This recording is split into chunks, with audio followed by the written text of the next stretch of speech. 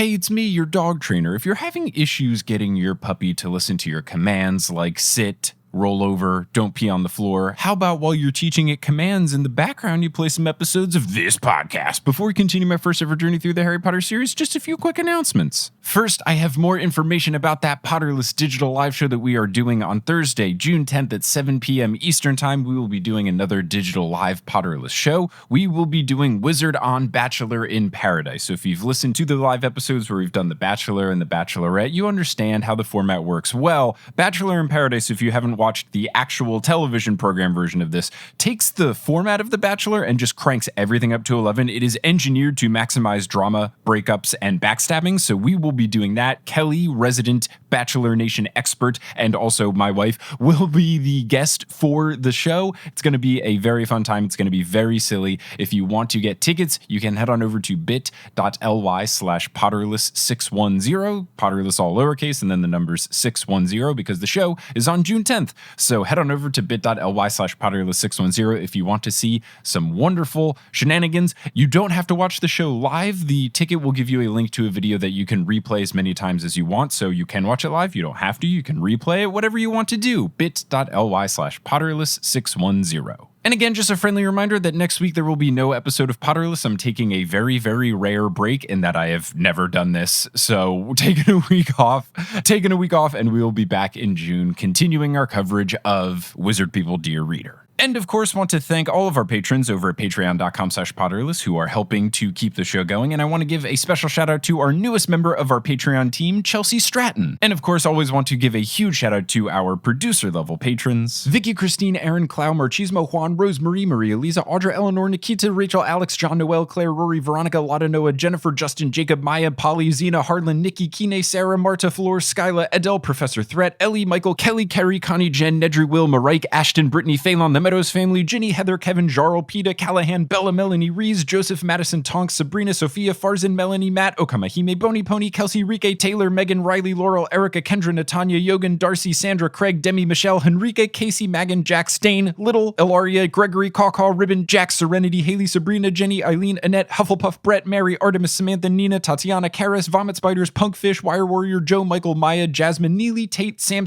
Adriana, John, Jody, Donna, Nosh, Emma, Sean, Greg, Matthew, Ping, Vanatchek, Nani, Steamed Nuggets, and Cat Eye Potter, who never run into the issue where you've got wireless earbuds where one connects but the other one doesn't, so you got to put them back in the case and close it and open it and reconnect and all those shenanigans. It always just works first time for them. If you want to be like one of these amazing patrons and get access to director's commentary, audio bloopers, my notes, exclusive merchandise like Wizard on shirts or Wizard on stickers, you can head on over to patreon.com/Potterless. But without further ado, let's get into episode 178, the second part of our Wizard People Dear Reader coverage, guest starring Brandon Grugle.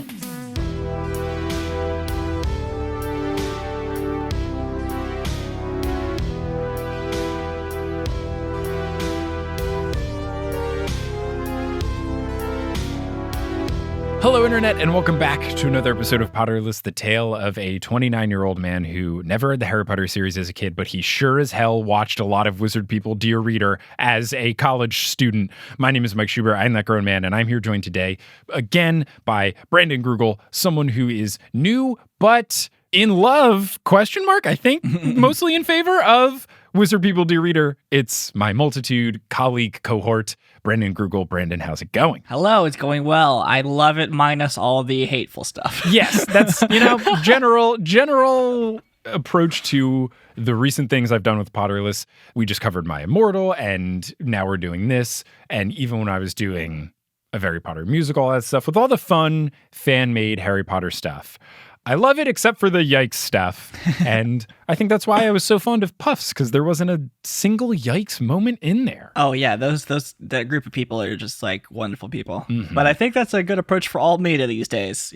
Did you like that television show? Yeah, except for all the yikes stuff. It was great. Yeah, I feel that way about even when I watch old things. The West Wing is great, except for when Rob Lowe out of nowhere says something misogynistic that achieves nothing for the plot, for no reason at all. Mm-hmm. Anyway, enough about pretty people. Let's talk about Wizard People. Let us talk now. Now for us, the people who have faces for radio. So we left off. We are now at chapter 8 of Wizard People Dear Reader, which is called Valmart's Club. And it begins with Harry Potter feeling sad like an outsider. And it then says, Hagar, in an effort to cheer Harry up, decides to tell him the tale of his parents' death. Which again, that does kind of happen in the story, and it's bananas. Hagar does not have the best social skills. Not at all. Not at all. The whole "I shouldn't have said that" mantra of Hagrid extends beyond him letting secrets out. It's also just not making the correct conversational choices. Mm-hmm. So Voldemort, his name in this is Valmart, which is my favorite German superstore chain. Oh, I got it at Walmart. I don't know which is more evil, Voldemort or Walmart. I don't know. I can't decide. Let's see. Walmart screws people out of wages. I think Walmart's been responsible for more deaths, probably. Voldemort killed people. I don't know that Walmart's killed anyone. I mean, they've sold the guns that have killed lots of people, so... Ooh, there you go. I was going to say Voldemort was worse to a smaller subset of people, whereas the nasty deeds of Walmart might not go as deep, but the range of people that they have covered, the economy, they have hindered is mighty. At least Voldemort will come out and say he's a Nazi, you know? Right, yeah. Walmart tries to act like they're nice. They're not. Yeah. And I especially don't like that Walmart somehow gets exclusive cereals, and then there's no Walmarts in Manhattan, and I have to either go way outside of the city to get it, or I got to pay an arm and a leg to get it from like Instacart or some crappy shipping, whatever online grocery thing. I just want to get Honey Maid golden, whatever, their improved Cinnamon Toast Crunch cereal that on the empty bowl they have described as being better than Cinnamon Toast Crunch, which I thought is an impossible feat. You and I have never related harder on any single subject than on this moment.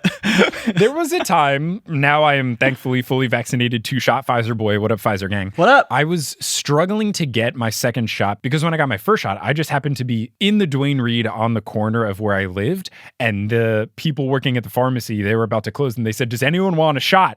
And I was like, yeah, dude, even though it was before my age group was part of it. I got the shot, but then because of that, I couldn't sign up for my second shot in Walgreens' official online situation because when they would ask the eligibility questions, one of the questions was not, did you get your first shot? You just have to say, are you in this age group? Do you have this medical situation, etc. So then I couldn't get it online without lying. So it was a weird scramble for me to try to get my second shot. Thankfully, I ended up getting it the day it opened for everybody. But there was a brief moment in time where I was going to go to a Walmart that was far away, but still accessible by train. So I could just go to Grand Central, hop on a train, get off at a stop, and then just walk 20 minutes to a Walmart. And I could get my second shot because Walmart didn't require you to have your first shot there. And I was placing an order for pickup while I was there for 2 boxes of that cereal. And I was like, you know what? This is going to be an okay experience. Yeah, it's an hour and a half train ride. I'll edit my podcast on the train. I'll be very productive. I'll get off. I'll get my shot. I'll get my cereal. I'll come back. Boom. But then Walmart said I couldn't do that because I didn't get my first shot there, even though they told me prior that that wasn't an issue. But then it was okay because then the Walgreens on my corner opened up an appointment for me and I got my shot there. That's a good story, but I'm glad you got your shot. I'm sad you didn't get your cereal. And I still haven't gotten that cereal either, and neither of us will ever have it. I'm sad. I hate to just dunk on you, but Kelly, for my birthday as a delayed gift, asked her mother to go to a Walmart and buy 2 boxes of it for me. And when we go back to Texas to visit in June, I will be consuming both boxes in one sitting. You son of a bitch. We even have Walmarts here, and I still can't find it. One day.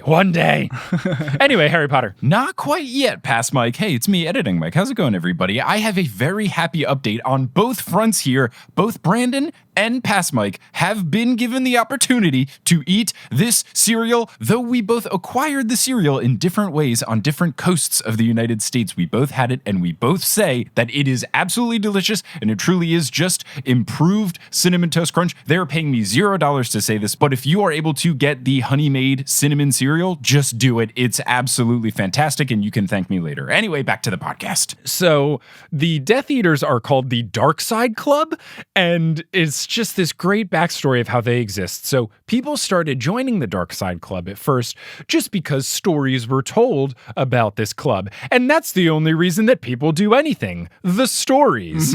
Which, I mean, not wrong. Yep.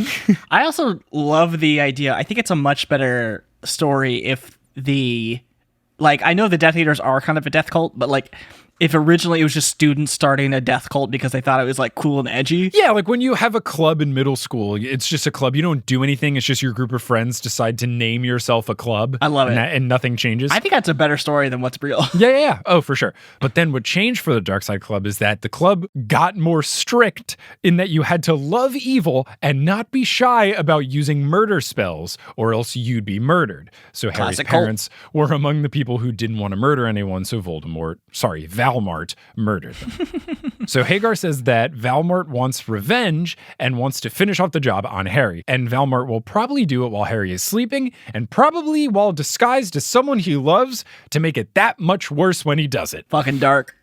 Yep. Hagrid ends this warning by saying, quote, "So, be on the lookout for that and be careful when anyone loves you." And the narrator continues, "Gulp," says Harry. We get into chapter 9. I just love that line so much. So, be on the lookout for that, I guess. And be aware if anyone loves you. So chapter 9, which is called Whooshers, starts with Hagar totally freaking disappearing at King's Cross. I have many a time thought that this is just a ridiculous thing that they did where Hagrid just bounces and just leaves Harry to figure everything out. Terrible. Harry is confounded by platform 9 3/4 because that's not how train platforms work. Come on. But again, we get a reference, and this happened earlier in Wobble Columns, but Harry is comforted by knowing that he's got a lot of money, which very capitalism of him, but he feels the wad of coins in his pocket, and he feels secure in knowing that he's got a bunch of money and everything's going to be okay. Classic rich boy. And man, that is a perfect commentary on how capitalism works. Mm-hmm. So Harry asks the person working at King's Cross, where's platform 9 3/4? And this person replies, quote, "Fuck off, you fuck." No, it's fudge off, you fuck. Oh, sorry. My apologies. Harry is very confused, but then Harry sees the Weasleys, and the narrator says, "Thank God for the Irish." As someone that is part Irish, I felt seen. The kids start whooshing through the wall, and Harry turns to Mrs. Weasley and says, "Excuse me, Irish lady, can you show me how to do that?" And then the narrator says that Harry feels a Helsinki Syndrome. So not Stockholm Syndrome, Stockholm, the capital of Sweden, Helsinki, the capital of Finland. Shout out to Finland. When I feel safe enough to travel again, my God, I want to do a live show in Finland so badly. Hell yeah. Because Finland really loves Potterless, and I need to do a live show there. Apparently, Helsinki Syndrome is when the hostages do not cooperate with their captors. Oh, so that's real. I thought it was just the narrator like making a goof 'em ups, but I was confused because Harry doesn't have Stockholm Syndrome. He hated that previous family. But if you're saying Helsinki Syndrome is the opposite, then this makes sense. I don't know if it's totally a real thing, but according to Scandinavia Standard, a blog, it is. I trust it. That sounds like a reputable source. I think there should be more things like that, where every location that has a thing named after it, the rival place should have the opposite. I love it. So yeah. Everything's bigger in Texas. Well, yeah, everything's smaller in Alabama. Keep Austin weird. Yeah, keep Houston normal. See, that's just, yes, that is the actual slogan of every place else in Texas. So... So then we get into chapter 10, which is called The Bear, the Wretch, which is Ron and Hermione, respectively. Mm-hmm. So Ron is first called Ron Weasel, but he pretty much from here on out gets called Ronnie the Bear, which is way more fun. What is that? I don't know. Let's see if that's anything. Ronnie the Bear. It might just be a cool thing. I didn't know if it was supposed to be like a gay thing, like Ron was a bear, but Ron's very much not a bear, so I think it's just naming him after something cool sounding. Everything that has come up for Ronnie the Bear is Wizard People Dear Reader related, except for the images, which are giving me a Ronald Reagan Beanie Baby? That's cool. Which, fuck you, dude. Are you serious? Is that really what it is?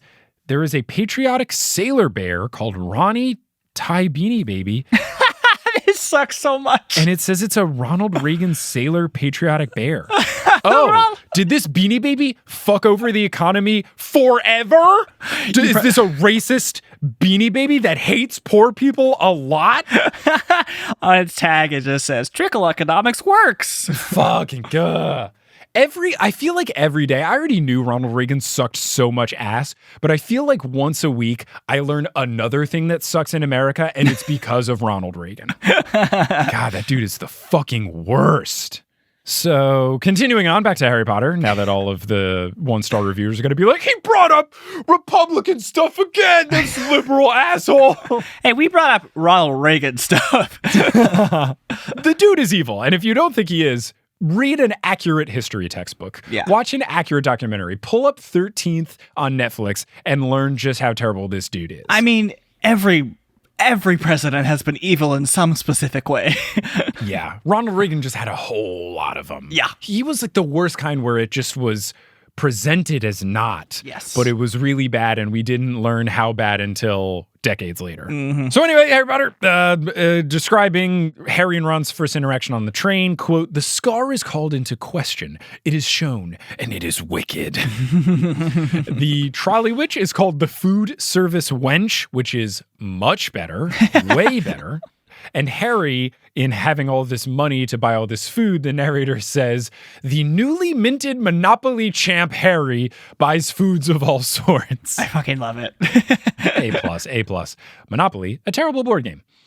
When naming the wizard food, the narrator says some of your normal wizarding things like chocolate frogs and stuff, but also throws in nipples and fruit nuts. Was it like chocolate nipples or what was it? Like, I think it was just nipples.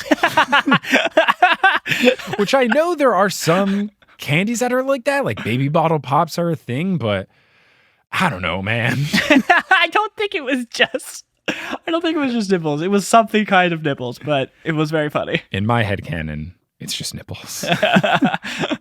It also ends with, just out of context, the narrator saying, Ron loves Twizzlers, which I just love the setup in these two powerhouses of YouTube-based Harry Potter parody content. You've got a Harry Potter musical, which is very much a Red Vines family, and now Wizard People Dear Reader, which is of the Twizzlers house. And I'm glad that we've got the great divide among these two things, and Twizzlers are just way better. And if you think Red Vines are better, your taste buds are broken, and I'm sorry, you're probably one of those people that thinks cilantro tastes like toothpaste. I just love the fucking comedic timing of all these like witchy sounding things, and then Ron loves Twizzlers. It's great. It's so great, especially when there's nothing that even remotely resembles Twizzlers on the screen. Yeah. It's very fun. So Ron tells Harry that he is a pot of coffee by day, bottle of wine by night kind of guy. And then Harry says, triple that, and you've got me. Powerful.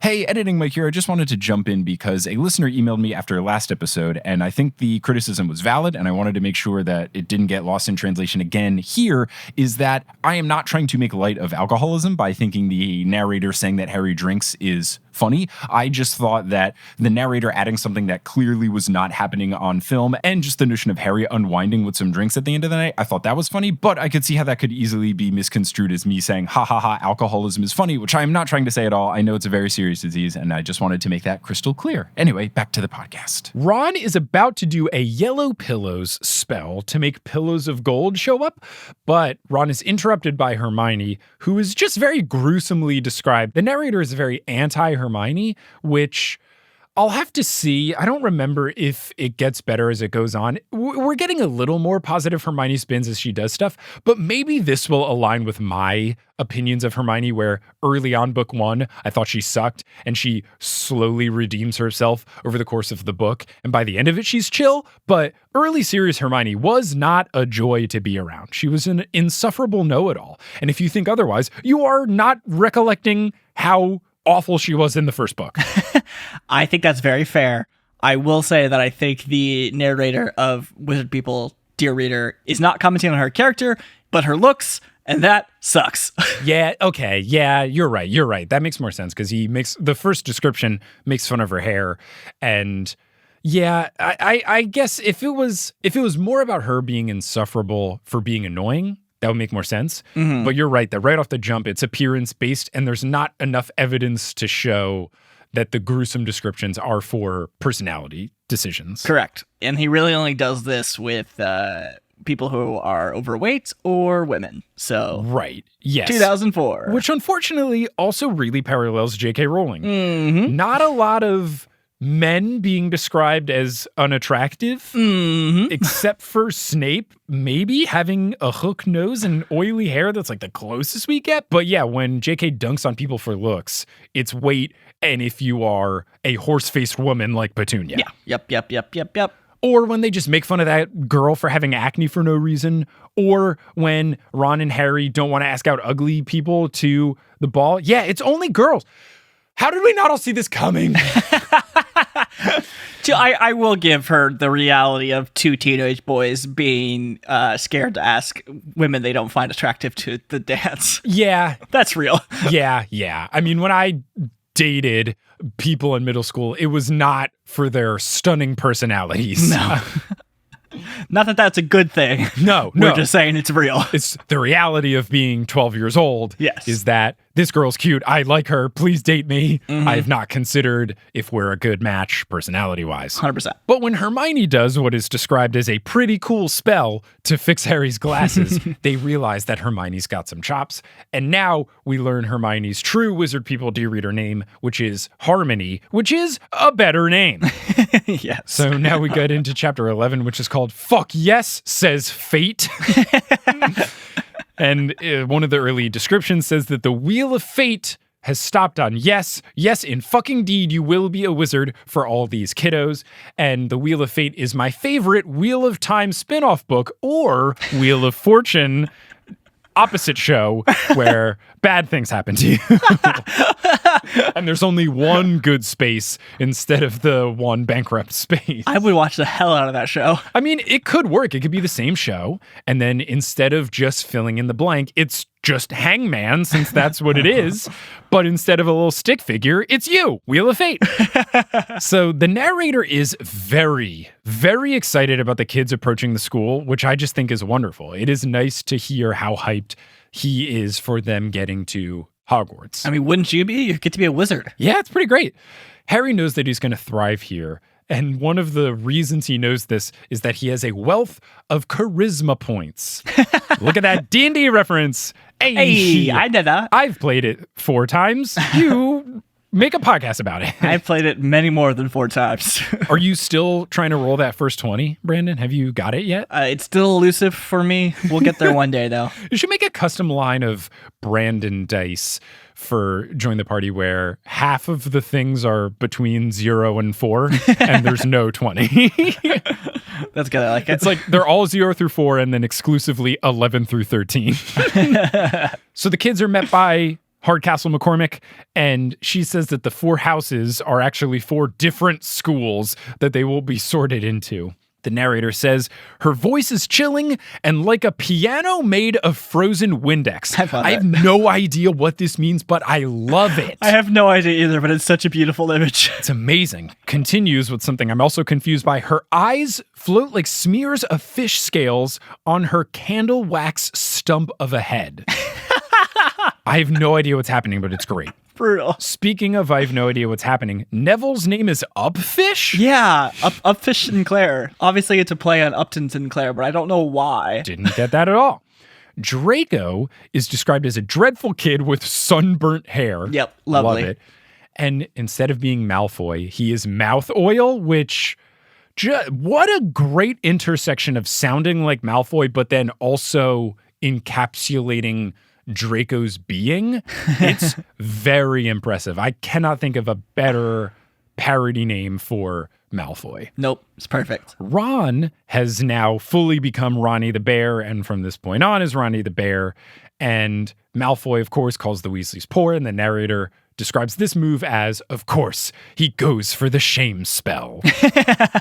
This is a trend throughout, is that just normal things that they do, the wizards are described as using spells to make those happen, and I think that is very fun. It is very good. Harry smacks him down with some verbose smack talk, and the narrator says that this does wonders for his initial cred in the school. And now we get into chapter 12, which is called Fortune's Grind. The first thing we learn is that the Great Hall ceiling isn't magic. Instead, it is made of just really good glass, and the sky directly above it is magic. I love this change of canon. Very fun switch. So the narrator continues that the faculty table is lined with weirdos and goblin face women. Again, an instance of only talking about the women and their looks, not great. Talking about the faculty, he says Hagar, Cromley, and friends sit awaitingly. Who is Cromley supposed to be? Is that something? Because the only thing I can think of is that one ad read that the McElroys did. And this predates that by a lot. I'm looking at the list of characters, and I don't see a Cromley. Weird. No, Cromley is just only pulling up the meaning. Cromley is a name that was carried to England in the great wave of migration from Normandy, following the Norman conquest of 1066. What the hell is the Norman conquest of 1066? You don't know the Norman conquest of 1066? Come on. Tell me two things about it. What? It was in 1666 or whatever you said. And You already got that wrong. It's in 1066. You have failed. And it was Norman. I look forward to Normandy. So I guess France. I look forward to French listeners emailing me, hello. Bonjour. This is what happened. So somebody is Cromley. We'll see if that comes up later, but I don't know who that is. Dumbledore does his speech, but his speech is telling jokes about death that the kids don't get. I love the idea of that. It's so much better than what the reality is. Yeah, Dumbledore opening with a tight 5 is great, especially because he does begin with the terrible joke of him just saying a bunch of nonsense words after making some joke about now some words from the headmaster. Just a terrible joke that doesn't hit. So I like keeping that element. Yeah. That's good. But then the narrator says that he goes on, after warming up the crowd, he introduces the cat. So Mrs. Norris is the head of security, and Filch is her handler, but Filch's name is Dazzler. All Why? right. We'll never know. I don't care about anything else in this thing from now on. Dazzler is the best name that he has ever come up with. The fact that the cat is the head of security is the best thing of this story. It's my favorite. It's so powerful. It is so good. Dumbledore then closes with another joke about death and sits down. Sitting down is something that you ought to do past Mike. Hey, it's me editing Mike. How's it going, everybody? Because we're going to take a little bit of a break here for Wingardium at Redosa.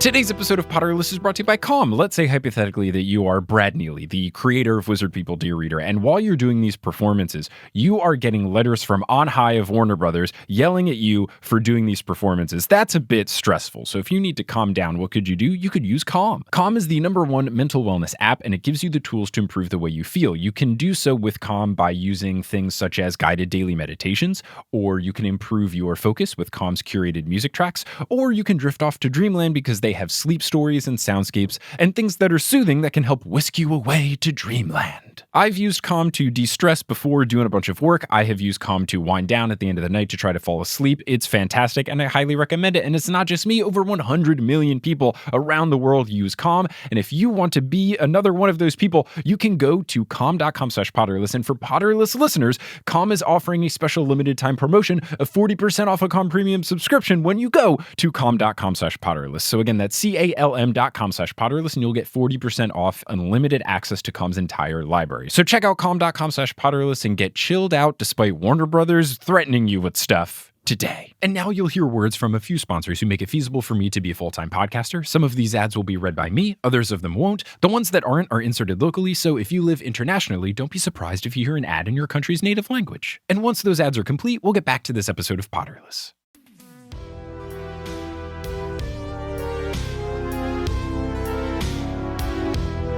So the sorting then begins. Hardcastle McCormick places, and the narrator says, an oogity boogity looking hat on her. And I realize the sorting hat does kind of look like Oogy Boogy from Nightmare Before Christmas.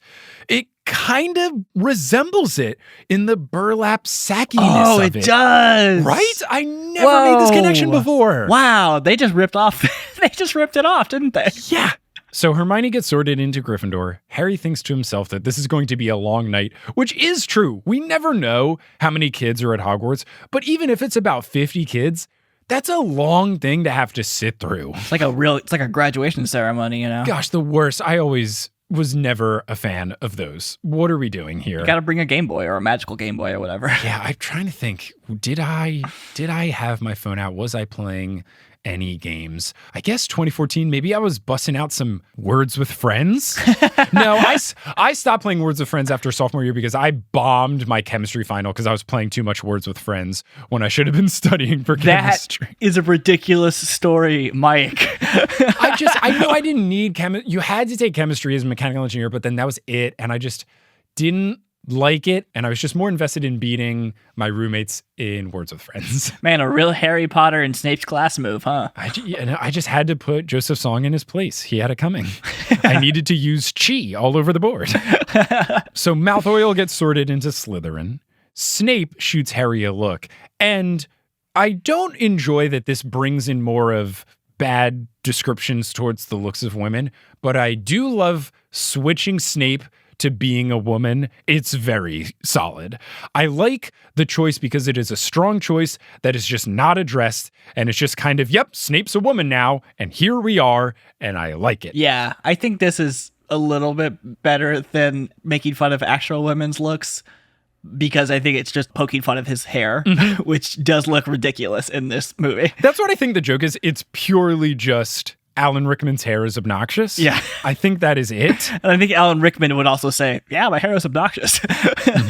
He would indeed. So when Ron gets sorted, the narrator just says, oh, come on. He's going to get into Gryffindor, obviously, because all Weasleys get sorted into Gryffindor. Ron has 20 brothers and 12 sisters who are all Gryffindor.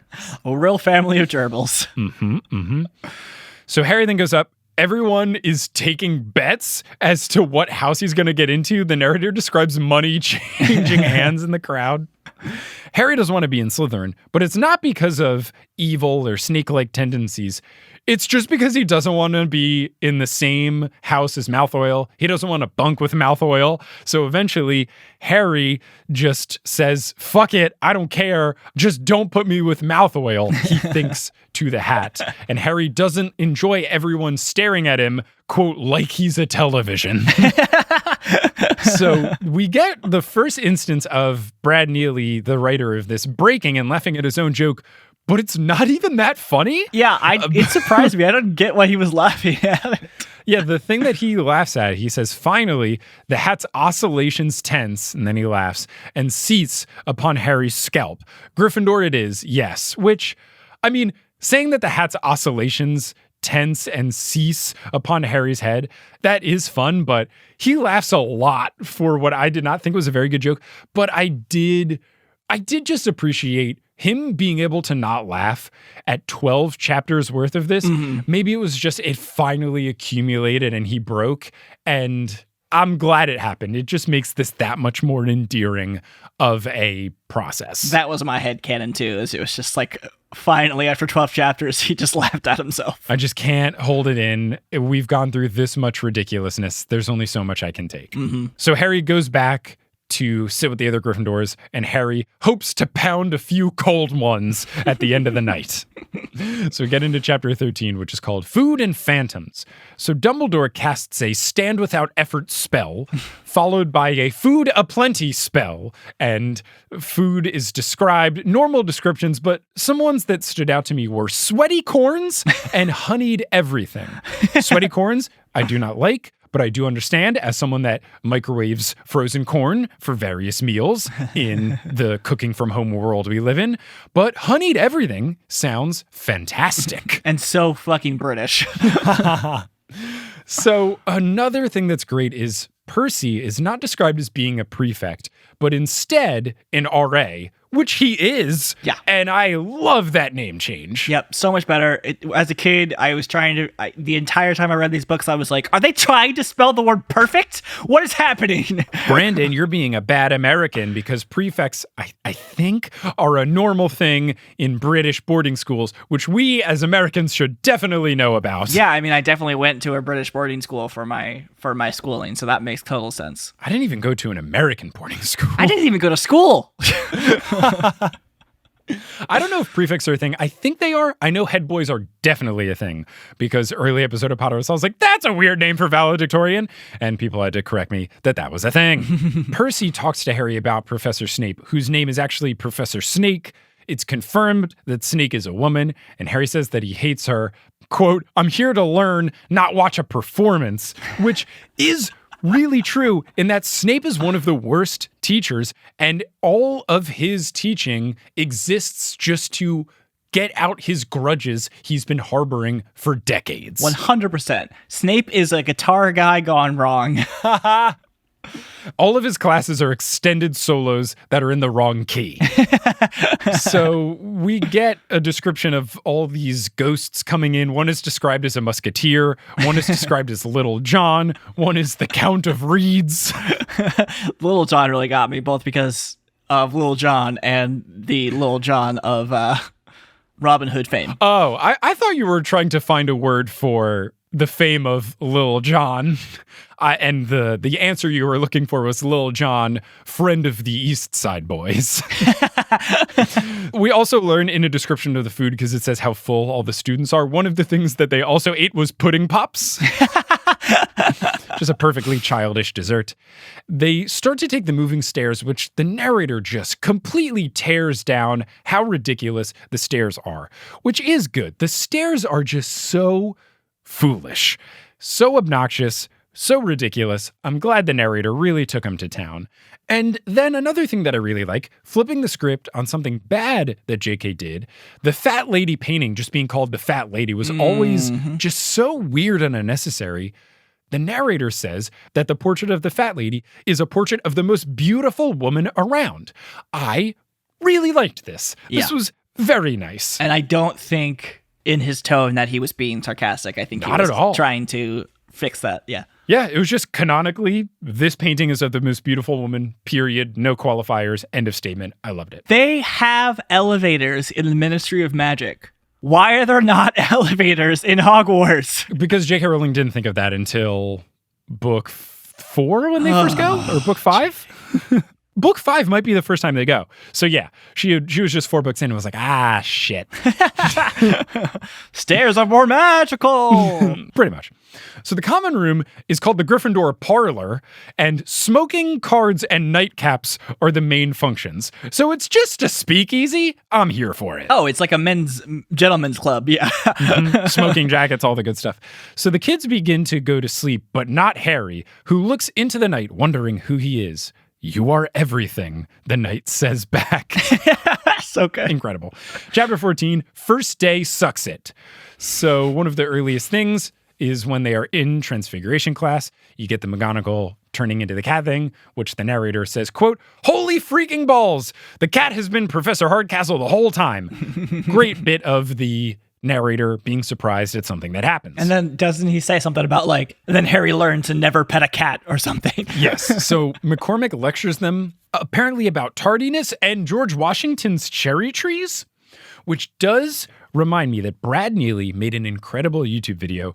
Everyone, stop what you're doing, or maybe finish the episode, do whatever.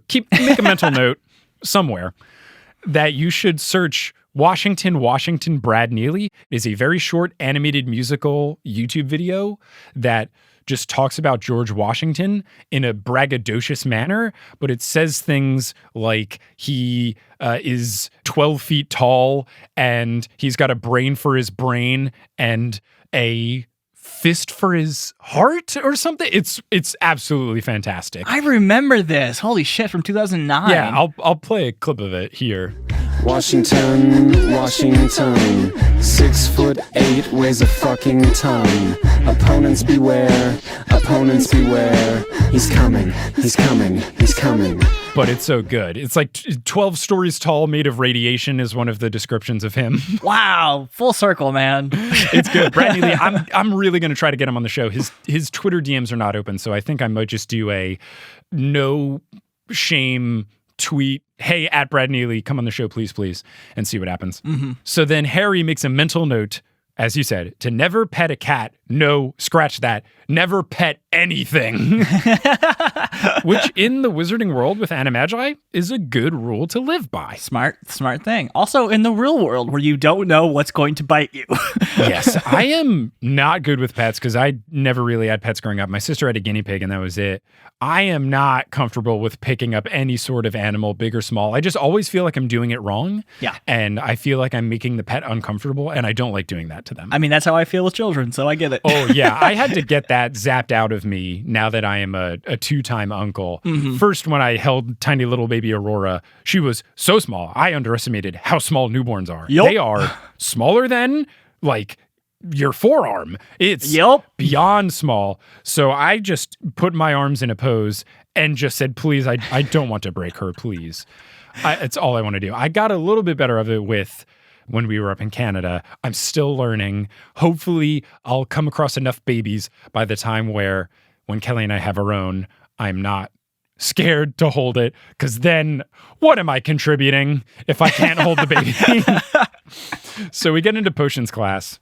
The narrator makes fun of Snape's dramatic entrance, which I do think is one of the funniest things in the movie, that Snape just kicks the door open to his own class and is like, potions class is now here. He's such a dramatic little jerk. But it's so good. It's so good. So Malfoy is infatuated with Snape, and then it's also described as saying that he is astonished that he likes women, which is much to the delight of every fanfic author that makes Draco in a relationship with Harry. At the bare minimum, Draco being canonically bi-curious in Wizard People Do You Reader is just doing wonders for the fanfic community. So Snake then ridicules Harry's celebrity in front of everyone, and, which is a very accurate description, Harry is surprised since he was only taking notes. Yeah, always a very confusing thing is that Harry gets called out for taking notes in class. Well, he gets called out because he was taking out his anger about his dad upon his child.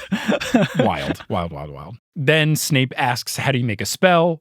And the narrator rightfully points out, how would he know this? It's the first day. Snape goes again, continuing this, quote, what is such and such? How many rat tails are in minkerfuls? Don't think that's anything, but I love it. Harry then acts humble, demure, and thankful for the lesson. And then at lunch, Ron is surprised that Harry took it from Snape. And Harry says subtlety and patience are great ways to look cool. That's great life advice. It really is. Words to live by. So then it's mail time. Students get letters, but then also ornaments filled with mother's blood. I love this. They're talking about the Remember All. That. Is that? Oh, that's what that's what it was. Okay. But another thing is, another description from the narrator is that some kids wait for letters that will never come. Just so dark. Harry then reads the paper and learns that the same vault with the gunny sack was broken into by black art wizards of Valmart's order. And we get into chapter 15. I realized watching this that when we were children and the idea of a newspaper with like moving images in it was like so cool, you know, like novel and interesting. And then I realized that we have online paper with GIFs in them. Yes. So we just have the real thing now. I think the problem is that what we usually have, at least this is most common in ESPN when I'm just trying to read an article about a sports team. They always autoplay a video. Yeah. And that video, and this goes beyond ESPN, I feel like there's a 50-50 shot of that video having anything to do with the article you're reading.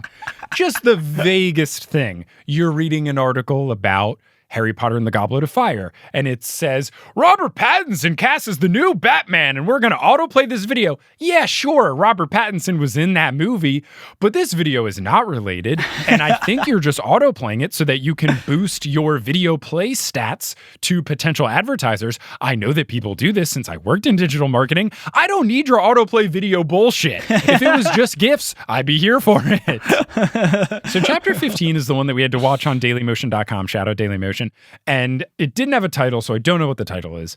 But Hooch is giving a flying lesson. Her name is Professor Catface Meowmers, which I guess is because of her eyes. But she is not the teacher that turns into a cat. Nope. So I thought this was very fun. I would name my cat Catface Meowmers. It's we're going to add that to the list of good Harry Potter names. Obviously, Kingsley the dog is number one, but Catface Meowmers, really good cat name. Mm-hmm. Another good cat name, they start to name other kids in the class. We learn that fellow students include Tony the Shrimp, Facer, Yellow, and Otter Pop. All good pet names. Who is Yellow?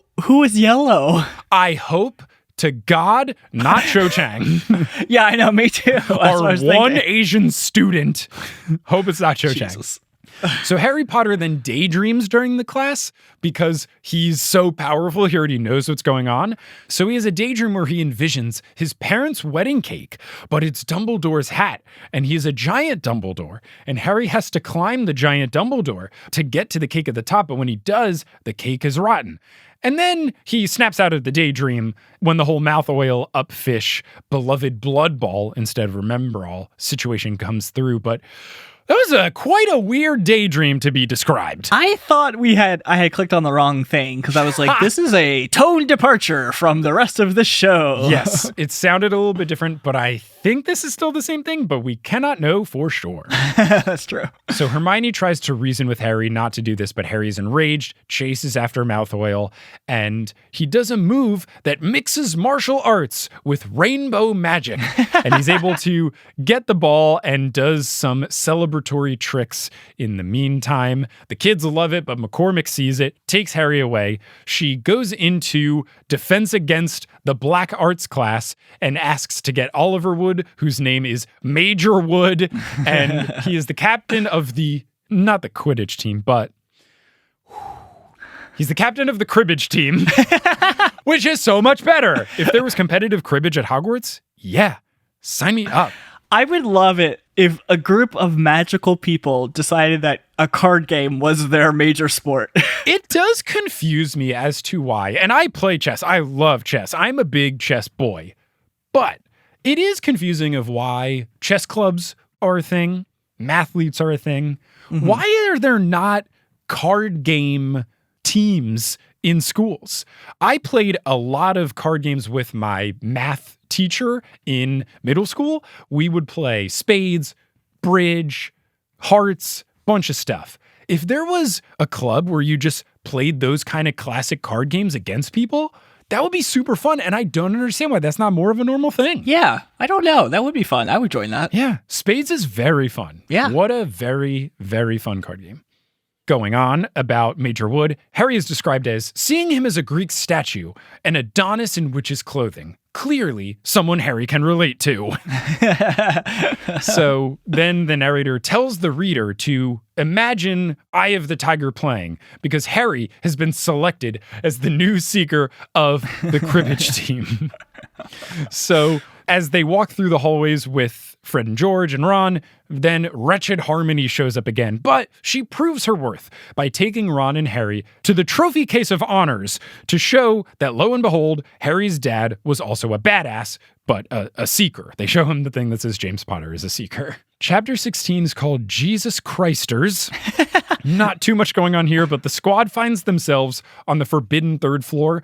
I don't know if this jumped in the movie or if I forgot what happens in the movie, but this felt like a very abrupt shift to being on the forbidden third floor. I don't recall. Yeah, I don't remember either, but I definitely felt like, hey, wait, how did we get here? So I don't know if this was a chapter 15 mishap or what, or if I just don't recall what the first movie is like, but here we are. And when they realize that they are in the forbidden third floor, they say that they will be killed on sight. So really raising the stakes. And when they see Fluffy, Fluffy is described as a supersized portion of God's freak show creations, a 3-headed giant dog that is getting up from a dream of eating kids, one for each head. And lucky for their dog, the dream has has come true. So they all are able to escape because the dog is still in a sleep-like daze, and they leave Hermione, Ron, and Harry going back to the common room, hoping to find some wine to go with the olives that they stole from the cafeteria. And now we get into chapter 17, which will be our final chapter in this episode, which is called More Training. It is the scene where Major Wood teaches Harry about Quidditch. It says that Harry's destiny is with the snitch when they finally get to the snitch. And I forgot that Harry even hits a bludger away in this scene. I totally didn't recall that happened. But when they get to the snitch, Harry just realizes, like, this is it. Excitement rushes in like he was kicked in the fruit stand, which I did not know was a name for, your private parts, but your bits. It fits. Totally fits. So Wood tells Harry that if you catch this ball, we win the game, which just further elevating how obnoxious the golden snitch is. And then when the ball does its little transformation of being a ball into getting the wings, the narrator says it does a clockwork striptease in the air.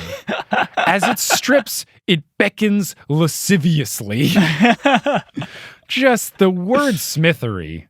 Impressive. Wonderful. So then we get into Charms class with Flitwick, and this is movie 1 Flitwick, who looks ridiculous.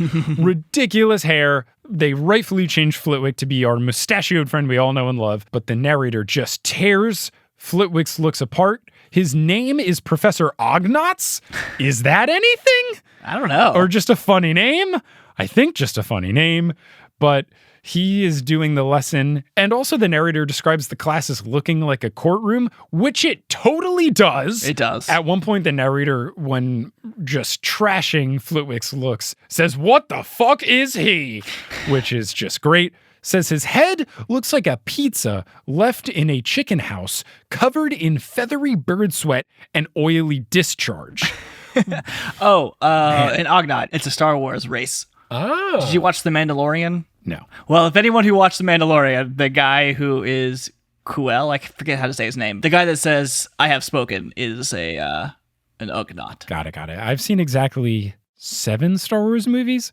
3, 4, 5, 8, 9, 10, Rogue One. I mean, that's a lot. The katana order. Yeah, exactly. So then we have the thing where Harry and Ron are making fun of Hermione, and Hermione overhears, and Harry immediately realizes that he has done the wrong thing. The narrator says that Harry knows that he's got to make it right, even though it feels so good to make it wrong, which is just a great turn of phrase and a wonderful place to end this episode of Potterless. Brandon, thank you again for joining. I'm glad you were able to do this first half. I will be doing the second half with Johnny Frolickstein, who is obsessed with Wizard People Dear Reader, completely understandably, since him and I have very similar comedic styles. So we're getting the alpha and the omega. I appreciate you bringing this newfound perspective to it. How do you feel halfway through? I feel great. I feel like I've learned a better version of what Harry Potter, the first movie, could have been. Now, have you watched the rest of this, or did you just watch the first half and prep for the podcast? Just the first half so far, Okay. yeah. I'm not saying that you got to watch the rest of it. That is totally up to you. I will say, did you watch up to chapter 19, the cribbage match? I hadn't, but I will, because I know you said it. Yeah, that is the true pinnacle of Wizard People Dear Reader. The cribbage match is just... It's absolutely fantastic. It is the perfect little carrot that I'm dangling at the end of this episode for people to listen to the next one, because my, oh my, it is just great. Well, I'm going to have to listen into the next episode then, Mike. Oh, wow. This marketing is working. I'm doing great stuff here at the Potterless Podcast. But Brandon, thank you so much for joining. If people want to find you doing stuff online, if they want to hear your podcasts, where can they go? Yeah, you can find me on Twitter at Brandon Grugle. It's like the last name Grugle, spelled Grugle. I like that. Yes. And it's spelled... People gotta not be... It is so easy to look up how to spell someone's last name. As someone who gets their last name spelled wrong all the time, it is very easy to not mess that up. I will never get mad at anyone for messing up my first name. People call me Matt all the time, which is definitely... It's a 4-letter M name that's incredibly common. I never get upset when people accidentally say that. But when people spell Schubert wrong, That's like, come on. That's also like the name of a famous composer. Like, it's not that difficult. Yeah. As described in the episode with Oliver and James Phelps, I just feel snooty being like, like the composer.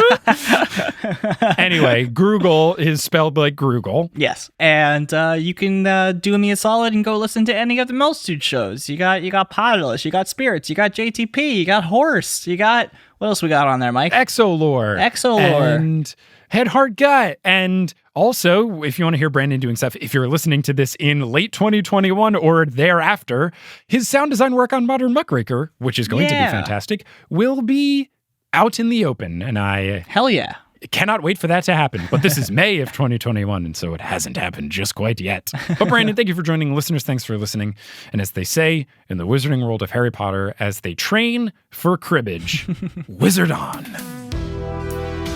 Hey, it's the summer. You're going outside more and you want to show off your love for your favorite podcasts. What is the best way to do that? Multitude merchandise. If you go to multitude.production/merch, you can see the merch for all of the shows at Multitude. From hats to shirts to pins to more, we've got it all covered and you can check it all out at multitude.production/merch. Potterless is created by Mike Schubert. It is hosted by Mike Schubert. It is edited by Mike Schubert. It is produced by Mike Schubert, as well as Vicky Garcia, Christine, Aaron Johnson, Klauser, Lopu, Marchismo, Juan Sanfeliu, Rosemary Dodge, Marie, Lisa C. Keen, Audra, Eleanor Curlin, Nikita Power, Rachel Guthrie, Alex Consulver, John Codker, Noel Basile, Claire Spencer, Rory Collier, Veronica Bartova, Lotta Bartova, Noah, Jennifer Marklew, Justin Montero, Jacob Parrish, Maya Gray, Polly Burge, Zena Rosnowski, Harlan Haskins, Nikki Harris, Kine, Sarah Shetter, Marta Morrison, Flora Sake, Skyla Lilly, Edel Ryan, Professor Threat, Ellie Huskov Chova, Michael David Yordi, Kelly Otilio, Kerry Crumpler, Connie Bienkowski, Jen Went, Nedry OS, Will Huser, Mariah Kariga, Ashton Gabrielson, Brittany Gutierrez, Phelan, The Meadows Family, Ginny from the Block, Heather Langeal, Kevin Stewart, Jarls Fiven, Peter McGrath, Callahan and Darez, Bella Barlack, Melanie Demi, Reese Deignan, Joseph Torp, Madison, Don't Call Me an Infidora, Sabrina Balsicker, Sophia Loves Pigs, Farzan Jarabat, Melanie DeGrave, Matt Barger, Okamahime, Bony Pony, Kelsey Gillespie, Rike Mango Jensen, Taylor Payne, Megan Moon, Riley Kiedis, Laurel Happy, Erica Butler, Kendra Hertz, Natanya Page, Yogan Shanley, Darcy Alexandra Harrison, Sandra Rose, Craig McRoberts, Demi Lynn, Michelle Spurgeon, Henrique Wolf, Casey Canales, Megan Stampin, Jack Skitzes, Dane Nemcher, Little One, Ilaria Vicentin, Gregory Hughes, Caw Mother Feathers, Ribbon Monstrosity, Jack Parr, Serenity Allen, Haley Hastings, Sabrina Casanova, Jenny Browers, Eileen Gazesh, Annette Pipitone, Hufflepuff alumni, Brett Clausen, Mary Price, Artemis, Samantha McNamara, Nina Campley, Tatiana Schmidt, Carries Davies, Little Vomit Spiders Running Around, Punkfish, Wire Warrior 4976, Joe Sander, Michael Peavy, Maya Saunders, Jasmine Ellis, Neely, Tate Sasson, Sam Reeby, Adriana Hernandez, John Savio, Jody, Donna Morphine, Nash Sanadiki, Emma L. Oscar Thomason, Sean Kirkoba, Greg Bonastali, Matthew J. Moreland, Ping Vanacek, Nani, Steamed Nuggets, and Can't I Potter? Web design by Kelly Schubert, and the music is by Bettina Campamanis. If you want to find us on social media, you can at facebook.com/Potterless, twitter.com/PotterlessPod, instagram.com/PotterlessPodcast, and reddit.com/r/Potterless. For any and all information about the show, you can go to PotterlessPodcast.com. Bonus content lives at patreon.com/Potterless, and merch lives at PotterlessPodcast.com/merch. If you want to tell someone about the show, you think of someone that might like it, reach out to them directly and say, hey, there's this podcast called Potterless. I think you would like it. Word of mouth really does help the show. Other ways you can do this that are similar are posting about it on social media or leaving a rating and review online. These things really help. Thank you so much for listening. And until next time, as they say in the wizarding world of Harry Potter, wizard on!